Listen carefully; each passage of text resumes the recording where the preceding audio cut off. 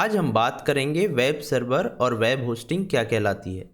इसके बाद हम देखेंगे इन दोनों में क्या रिलेशन होता है। फिर हम बात करेंगे वेब सर्वर किस तरह वर्क करता है। तो चलिए स्टार्ट करते हैं। सबसे पहले हम बात करेंगे वेब सर्वर क्या है। Web server is a computer where the web content is stored. It can satisfy client request on world wide web. तो वेब सर्वर कुछ नहीं है, बस एक कंप्यूटर है जो कि इंटरनेट पर अवेलेबल रहता है। यानी कि इंटरनेट से आप कुछ एक्सेस करते हैं तो वो वेब सर्वर से होकर आप तक पहुंचता है। Web server is used to host the website, but there exist other web servers also such as gaming, storage, FTP, email, etc.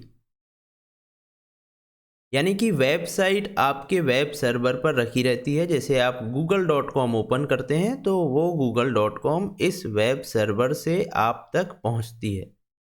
इसके अलावा कई गेमिंग, स्टोरेज, एफटीपी और ईमेल सर्वर्स भी होते हैं जिसमें ईमेल या गेम या वो स्टोरेज प्रोवाइड करते हैं या फिर कोई फाइल को ट्रांसमिट और रिसीव करने के लिए यूज़ होते हैं। जैसे कि आप कोई भी गेम ऑनलाइन खेलते हैं तो वो गेम किसी कंप्यूटर पर स्टोर्ड होता है ऑनलाइन, वहाँ से आप तक पहुँचता है। आप गूगल ड्राइव पर कुछ डेटा स्टोर करते हैं तो वो भी एक स्टोरेज में जो कि अब ऑनलाइन अवेलेबल रहता है वहाँ पर स्टोर होता है। आप जीमेल यूज़ करते हैं तो जीमेल भी एक वेब सर्वर जो कि एक कंप्यूटर है वहाँ पर से आप तक पहुँचता है। तो अब आप समझ सकते हैं कि वेब सर्वर कुछ नहीं है, बस एक हाई एंड कंप्यूटर है जो कि इंटरनेट पर अवेलेबल रहता है। हमारे पास दो तरीके के वेब सर्वर होते हैं। पहला है स्टैटिक वेब सर्वर जो स्टैटिक कंटेंट प्रोवाइड करता है। लास्ट वीडियो में हमने बात की थी स्टैटिक वेब पेज और डायनेमिक वेब पेज की। तो ऐसे वेब सर्वर जो स्टैटिक वेब पेजेस को प्रोवाइड करते हैं उनको हम स्टैटिक वेब सर्वर बोलते हैं, और ऐसे वेब सर्वर जो डायनेमिक वेब पेजेस को प्रोवाइड करते हैं उनको हम डायनेमिक वेब सर्वर्स बोलते हैं। तो अब आपने समझा कि वेब सर्वर क्या होता है। अब हम बात करेंगे वेब होस्टिंग क्या होती है। तो web hosting is a type of internet hosting that allows individuals and organizations to make their website accessible via world wide web।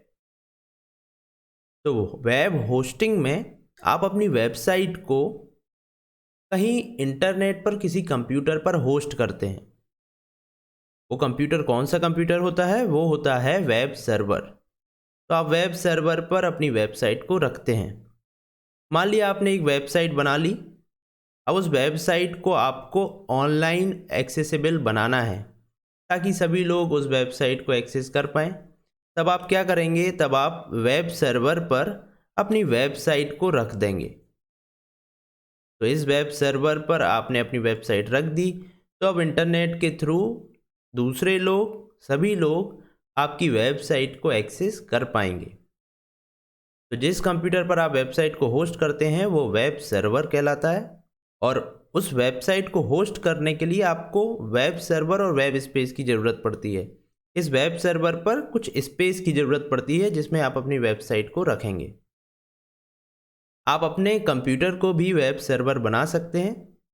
उसके लिए आपको एक सॉफ्टवेयर अपने कंप्यूटर में इंस्टॉल करना पड़ेगा जिससे आपका कंप्यूटर सर्वर के जैसे काम करना स्टार्ट कर देगा। फिर आप अपनी वेबसाइट को अपने सर्वर पर इंस्टॉल कर सकते हैं या रख सकते हैं या होस्ट कर सकते हैं। उसके बाद कोई भी आपके वेब सर्वर तक पहुंचकर आपकी वेबसाइट को एक्सेस कर पाएगा। लेकिन आपके कंप्यूटर को इंटरनेट से कनेक्ट होना चाहिए और आपके कंप्यूटर पर जो आईपी एड्रेस है वो आपको दूसरों को प्रोवाइड करना पड़ेगा। उस आईपी एड्रेस को आप फिर बाद में किसी डोमेन से भी लिंक कर सकते हैं। फिर आप डोमेन नेम परचेज कर डोमेन नेम प्रोवाइड कर सकते हैं। Web hosting provides various services like FTP upload, email, website building tools, database etcetera. तो जो वेब होस्टिंग है वो कई तरीके की सर्विसेज भी प्रोवाइड करता है आपको। अब ऐसी कुछ कंपनीज़ हैं जो वेब होस्टिंग प्रोवाइड करती है, जिनमें गोडैडी, होस्टिंगर, ब्लू होस्ट और भी कई सारी कंपनीज़ आती हैं। तो ये सारी कंपनीज़ आपको फैसिलिटीज़ प्रोवाइड करती हैं कि आप उनके वेब सर्वर का यूज़ करें और उनके वेब स्पेस का यूज़ करें और वहाँ पर अपनी वेबसाइट को होस्ट करें। यदि आपके पास हाई एंड कंप्यूटर नहीं है जिसको आप सर्वर नहीं बना सकते, तो आप इन कंपनी से रेंट पर वेब सर्वर ले सकते हैं और वेब स्पेस पर अपनी वेबसाइट को होस्ट कर सकते हैं। यहाँ पर हमने सीखा कि वेब होस्टिंग कहलाता है आपकी वेबसाइट को वेब सर्वर पर रखना, ताकि वर्ल्ड वाइड वेब पर लोग आपकी वेबसाइट को एक्सेस कर पाएँ। इस वेबसाइट को आप डोमेन नेम परचेज कर डोमेन से लिंक कर सकते हैं, ताकि आपका एक डोमेन नेम बन जाए और उस डोमेन नेम से लोग आपकी वेबसाइट को एक्सेस कर पाएँ। जैसे मेरा डोमेन नेम है cbsecSIP.in। इस डोमेन नेम से आप मेरी वेबसाइट को एक्सेस कर सकते हैं। हमने यहाँ पर देखा वेब सर्वर को और वेब होस्टिंग को। चलिए अब देखते हैं कि वेब सर्वर किस तरीके से काम करते हैं। मान लिया मेरे पास एक वेब सर्वर है जिस पर मैंने अपनी वेबसाइट cbsecSIP को होस्ट किया हुआ है। अब आप अपने घर से मेरी वेबसाइट को एक्सेस करना चाहते हैं। आप अपने कंप्यूटर पर हैं और आप कोई ना कोई ब्राउज़र ओपन किए हुए हैं जिसमें आपने मेरा वेबसाइट जो है उसका लिंक प्रोवाइड किया है https://www.cbsecSIP.in। जब आप ये एड्रेस वेब ब्राउज़र में देते हैं और एंटर प्रेस करते हैं तो एक HTTP रिक्वेस्ट वेब सर्वर पर जाती है। इस वेब सर्वर पर जहाँ पर मेरी वेबसाइट होस्ट है वहाँ पर कुछ स्टैटिक डेटा है और कुछ वेब एप्लीकेशन रनिंग है।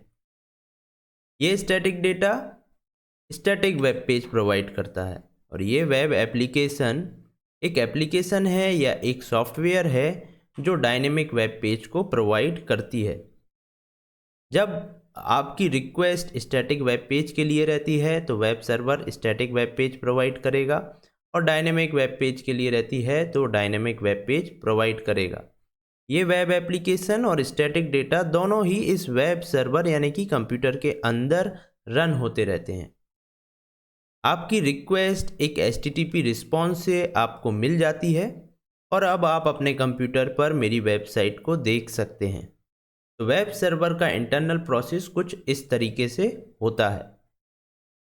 आई होप आपको ये सब कुछ समझ आया होगा और आपका वेब सर्वर और वेब होस्टिंग का डाउट क्लियर हुआ होगा।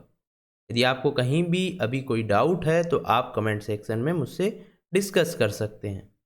अब हम मिलेंगे नेक्स्ट वीडियो में। Thank you.